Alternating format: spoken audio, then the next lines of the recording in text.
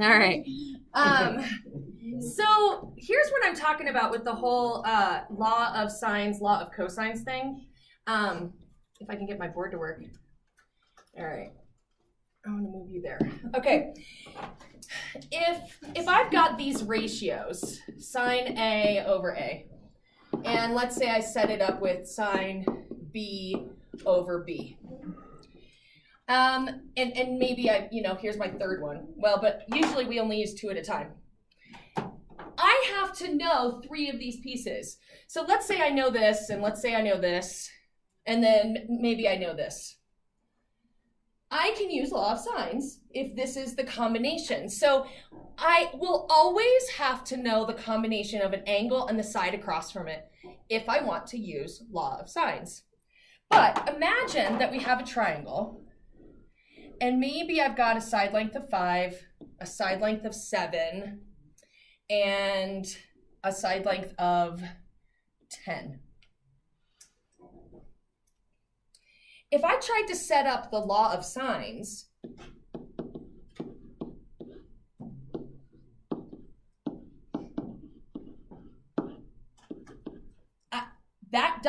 I have two things I don't know. So then what? I have to set up my third one, but then how do I solve an equation with 3 unknowns and 2 equal signs? Like, math breaks. Okay, yeah. So this is where math breaks, and so we have to have another way about it. So essentially, there are certain scenarios, this is one of them, where you have all 3 sides, where you can't use law of sines. And so that's why we have to have law of cosines. Now, let's take a look at this particular example. In this case, we do have some angles. But do we have the combination of an angle and the side across from it? No. Here's the 60. I don't have that side. Here's the 72. I don't have that side. So does that mean I can't use law of sines? No. Well, why not? Yes. Can I figure out angle C? Yes. Okay. So definitely watch for that, because I would call this like a curveball. You can use law of sines here. You just have to find angle C first. Once you find it, if you know 2 of the angles, you can find the third one. Find angle C first, then use law of sines. What you will see today is that you will very much prefer law of sines. It's a much easier formula than law of cosines. So you want to try to figure out, can I use law of sines here? And if you can't, you want to try to figure out, can I do something simple so that I can use law of sines? All right, so law of cosines comes about. You have to use it when you don't have the combination of an angle and the side across from it. So when you don't have the combination of an angle and the side across from it.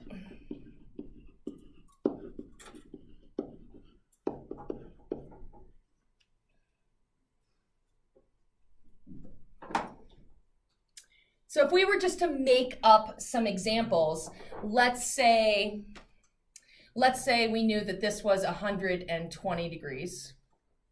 If I was going to use the law of sines on this, I would have to know the length of this side. So maybe, I don't know, maybe it's like 15. And what I could do after that is I could give you one more piece of information. Maybe I give you that this is 7. And then I could ask you to find that. Okay, but as long as I've given you that pairing of an angle and the side across from it, you can use your law of sines. So an example of where we have to use a law of cosines, so we can't use the law of sines, would be a side, like I showed you. So something like an 8, a 7, and a 13. Or what if you had a combination like this, an 8 and a 13, but I didn't give you the angle across from 13, and I didn't give you the angle across from 8, but instead I gave you this angle. Okay, and you don't have enough information to find the other two angles. So in that case, I would be stuck. I can't use law of sines. I'd have to use law of cosines to find one of the missing pieces. So essentially, what I want you to pay attention to here is that we're going to use the law of cosines if we know more about the sides. So you can make a general rule that says use law of cosines when the givens are side heavy. Meaning we know more about sides than we do about angles.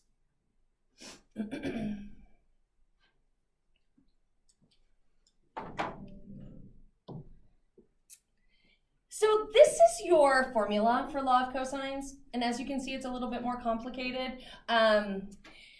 What I'd like to do is give you a way that might help you remember the formula. I'm going to stand in front of this part of it.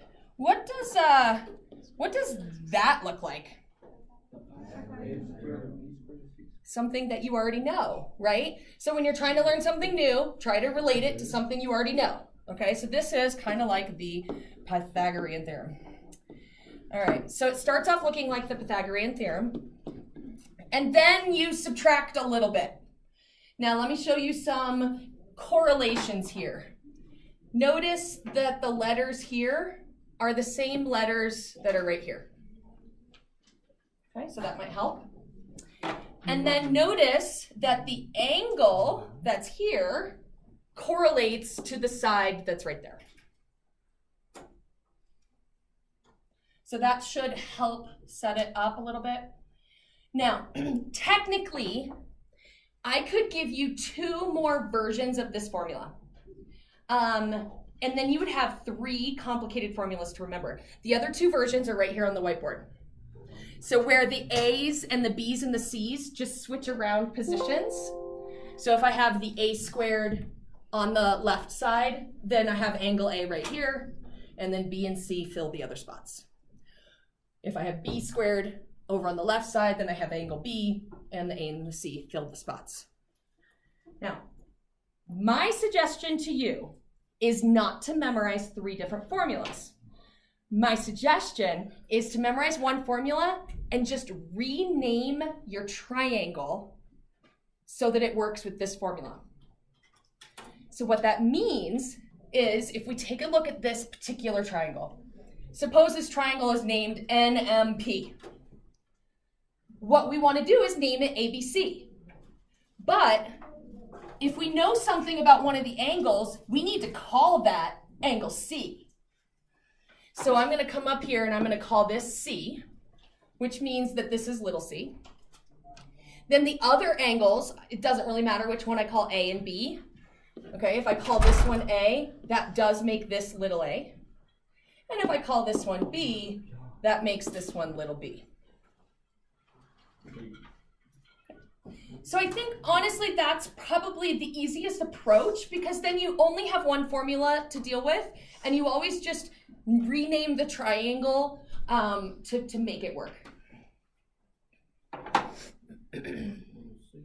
Now, should we put these numbers into the formula and see what that would look like? Yeah.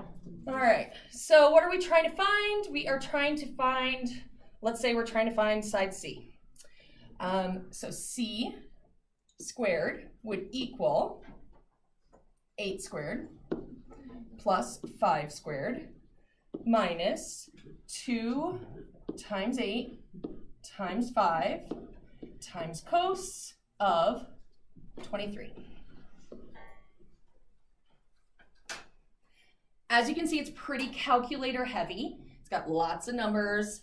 My suggestion is plug it all into your calculator in one step. Like make the calculator do all this mumbo jumbo all at once, because then you don't have the rounding error situation. Now there's one thing we should add. If we want to solve for side C, we might want to actually square root this whole thing so that we are literally just typing it into our calculator in one step. Now, this is going to challenge some of our algebra skills. Suggestion, use parentheses, they are your friends. We are trying to square root all of this, not just the 8 squared. Make sure you put an extra set of parentheses right there, and then end it right there. Okay, sometimes the calculator automatically puts that one in. Okay, so just remember at the end, you're gonna have to close 2 of them. So try punching this in your calculator right now. I'm gonna put it in mine. Let's see if we get the same answer. All right.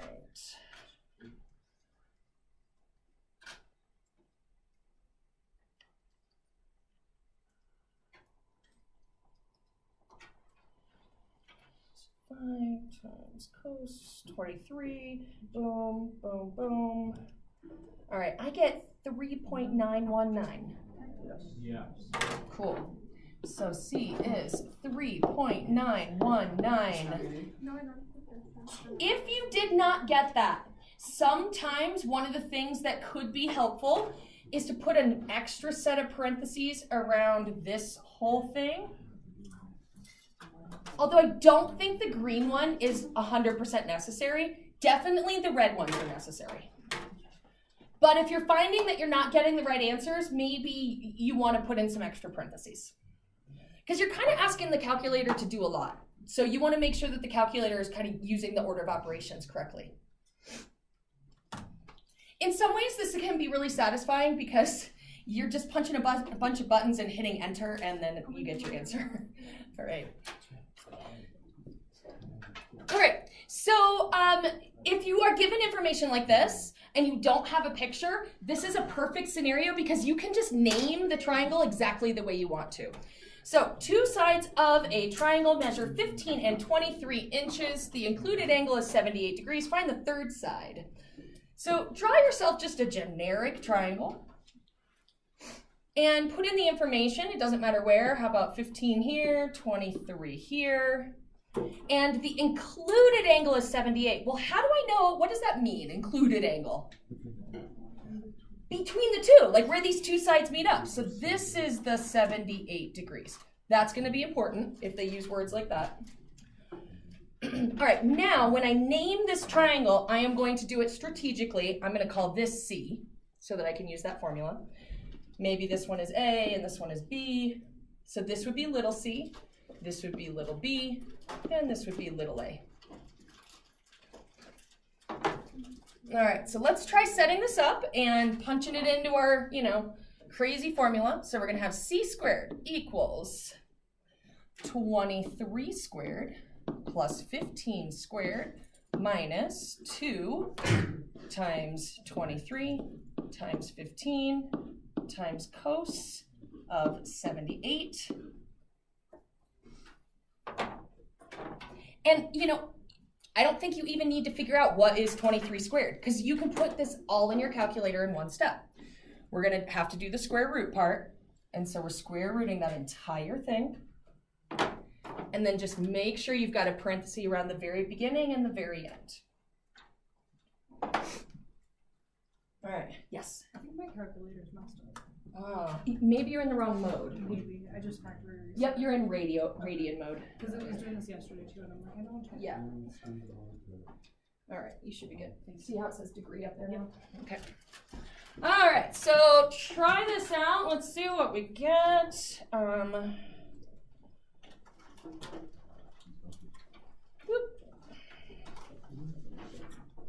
23 squared, 15 squared, minus 2 times 23 times 15, cos 78, boom, boom. No, I got 24.7. I got 24.709. That's what I got.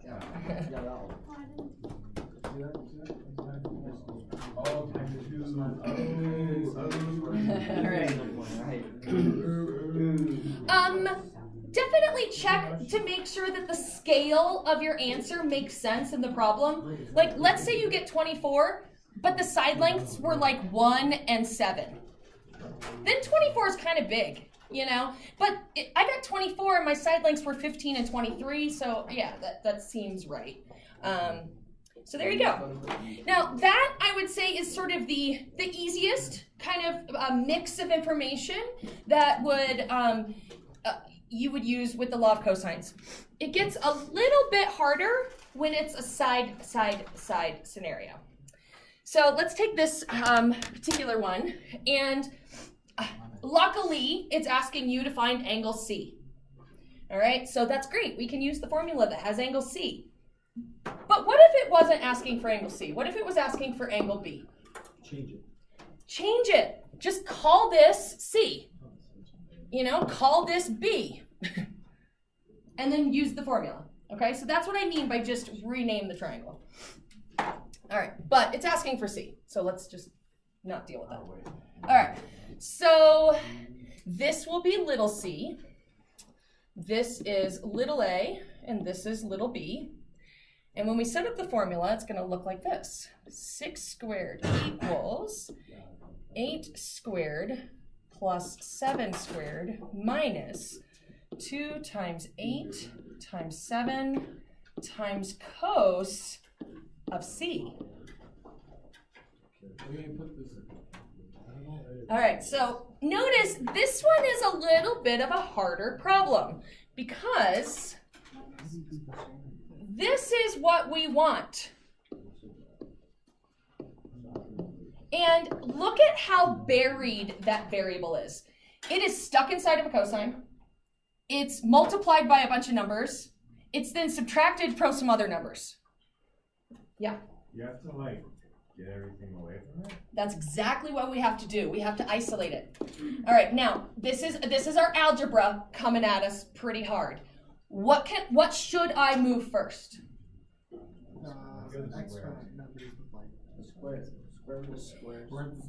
What if I told you it was the order of operations backwards? So do all your pluses and minuses first, right? PEMDAS, addition, subtraction. So when you're solving, you always do the order of operations backwards.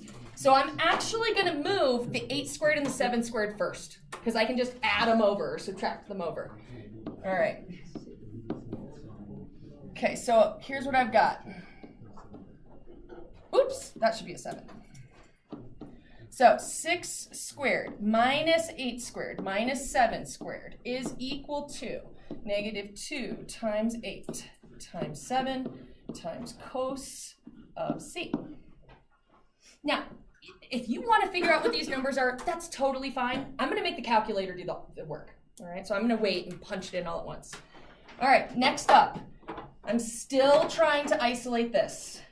What can I get rid of next? Add the 2. You can distribute the 2. Oh, do you want that last? How is the 2 attached to the c? Distribute. Divide by 2. Divide by 2. It's right now it's multiplied by the cos c. So what I need to do is I need to divide the 2 over. I also need to divide the 8 and the 7. So how about we do it all in one step?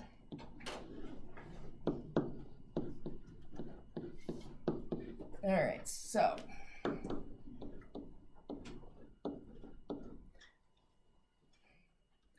here's what we've got. We have a 6 squared minus an 8 squared minus a 7 squared divided by a negative 2 times an 8 times a 7 equals a cos c. Okay, now this is obviously some number. Now, how am I going to, in my last step, how am I going to get my c? Divide by square root. Divide by cos, sort of. I'm trying to find the angle, so I use inverse cos. Okay, let's go ahead and grab our calculators at this point. I want you guys to try to put this in your calculators in one step.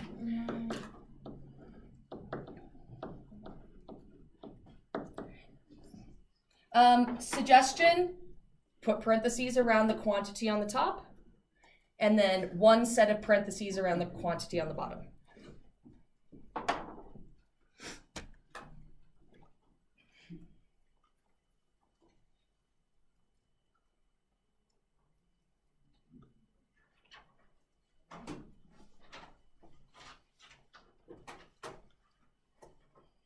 Don't forget that negative. 8 times 7. All right, I get 0.6875.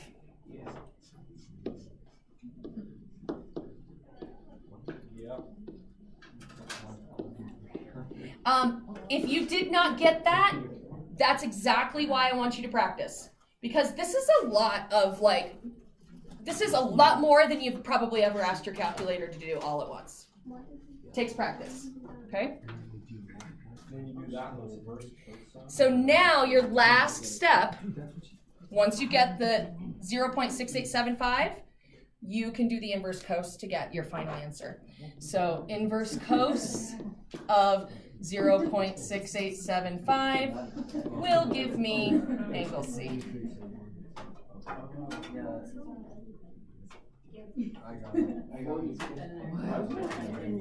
46.567. Yeah, syntax. Okay, so this is where, it can be a little weird. Check your mode.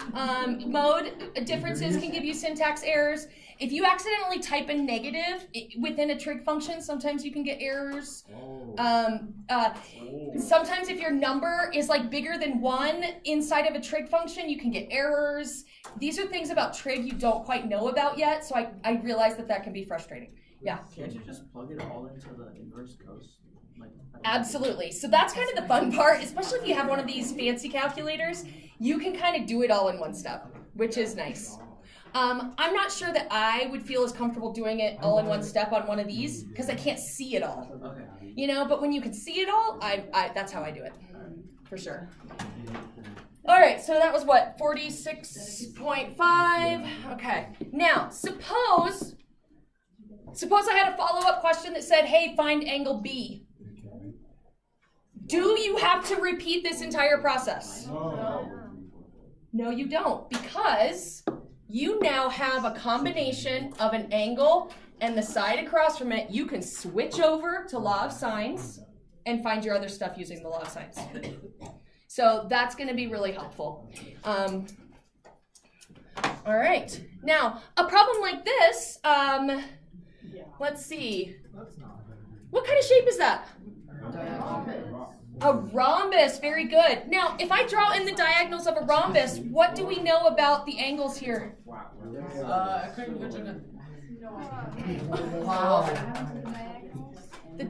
Let's see here. If this was a 50-degree angle, doesn't it break it up into 25 and 25? Now, the nice thing about recognizing that is that if we're now looking at just this triangle right here with 10, 10, D2, 25, 25, and 130, notice we have the magical combination of an angle and a side across from it. I can use Law of Sines. So I don't really need to use Law of Cosines for this problem. Okay? And same thing down here. Once you recognize that the 130 gets split up into a 65 and a 65, you have that combination, and so then you can just use Law of Sines. All right, so I want you to find those. I want you to look for that, because as you can see, Law of Sines is a little bit easier. All righty.